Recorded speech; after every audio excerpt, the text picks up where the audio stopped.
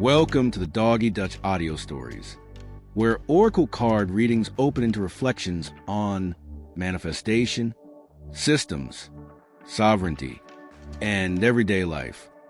Brought to you by the Etsy shop Alchemy of Me, the Thesis of Us social justice framework, and the Walking the Universe ecosystem for manifestation. Episode 17. Have you ever found yourself measuring what was left instead of enjoying what was still there? This episode is for moments like those. The story for today is titled, A Cup of Inspiration. Dutch has been reflecting on his social justice and manifestation oracle card pull. A reading drawn using the Thesis of Us cards from the book Human Not Machine by Dr. Siobhan Ballasing-Williams, available from Amazon and Barnes & Noble. And also drawn using the A Metaphor for Life cards from the book Walking the Universe, also by Dr. Siobhan Ballasing-Williams, and available to download and print from the Etsy shop Alchemy of Me.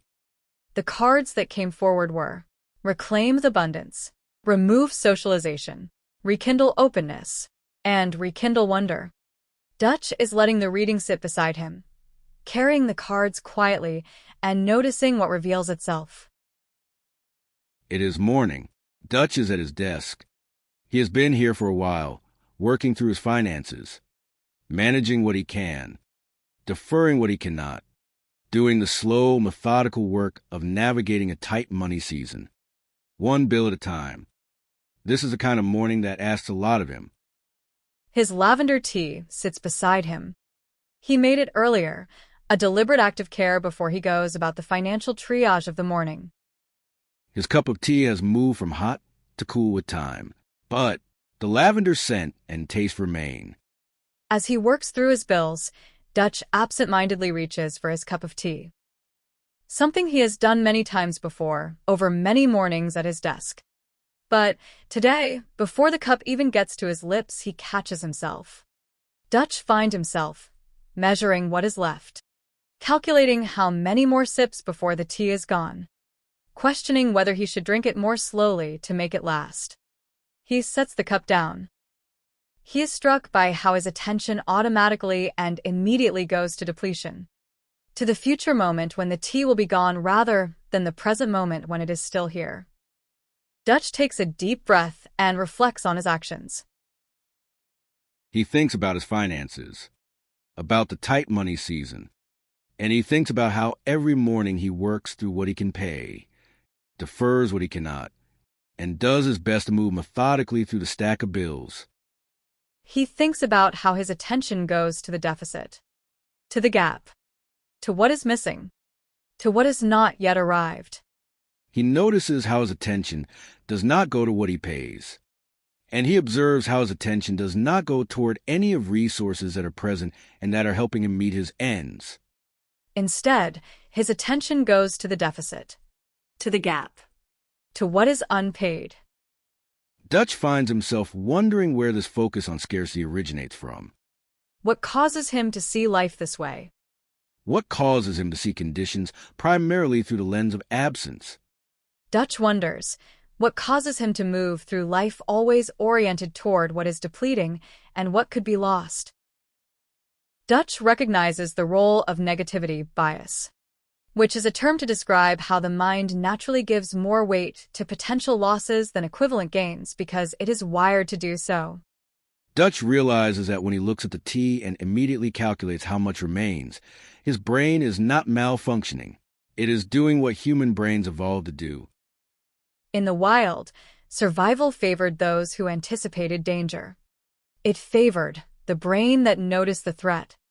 The kind of brain that survived was the brain that rehearsed the loss before it arrived. It was a brain that assumed caution before certainty, that made it and that passed such wiring on. Dutch has inherited that wiring, as has everyone. He thinks about the amygdala, the brain's threat detection center. Always scanning, always monitoring for danger, always ready to sound the alarm before the conscious mind has even registered what is happening. Dutch thinks about his brain and how over time it has become designed for survival in a world of immediate physical threats. And he thinks about a brain with such wiring now operating in a world of financial pressure, unpaid bills, and created scarcity. A world where survival is not only challenged by physical threats but by chronic psychological and structural ones.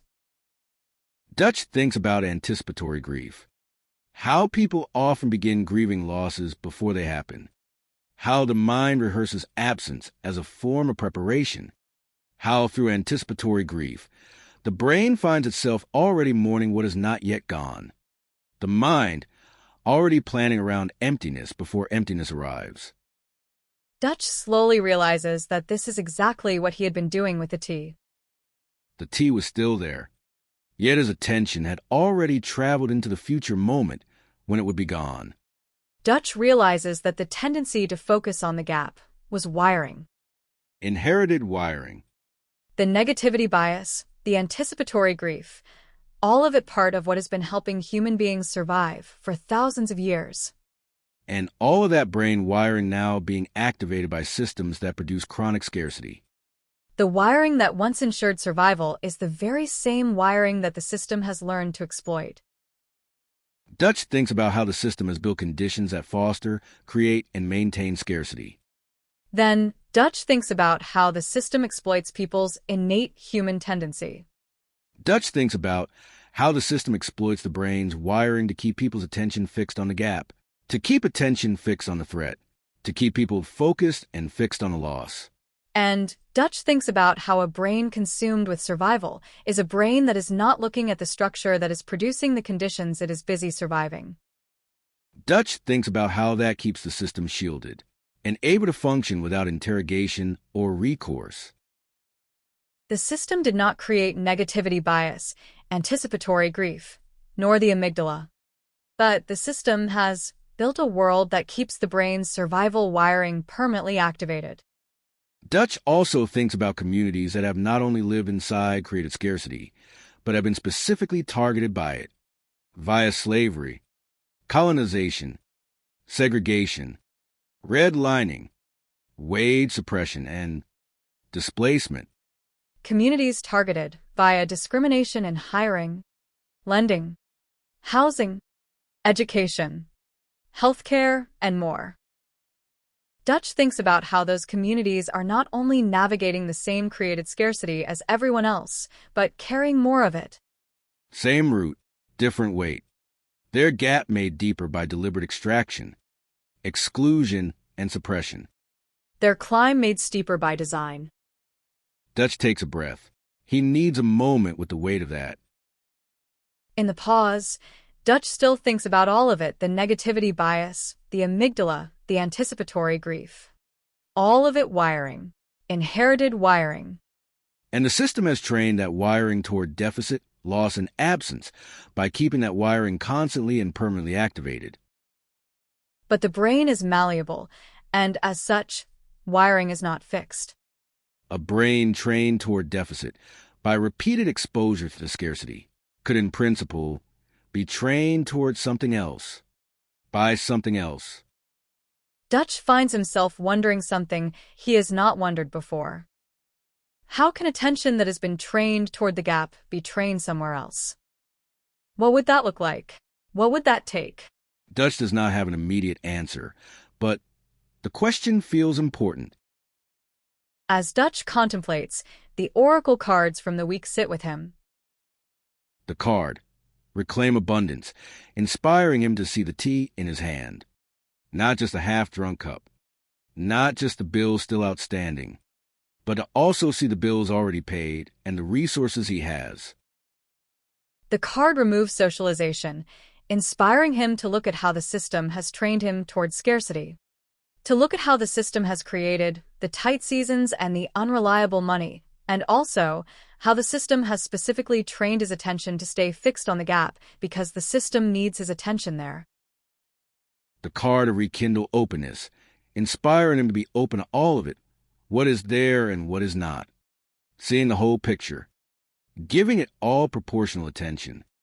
And the card of Rekindle Wonder, inspiring him to embark on the path of retraining his attention, with wonder as his guide. Dutch looks down at the cup in his hand. And he realizes it holds more than the gap, more than tea.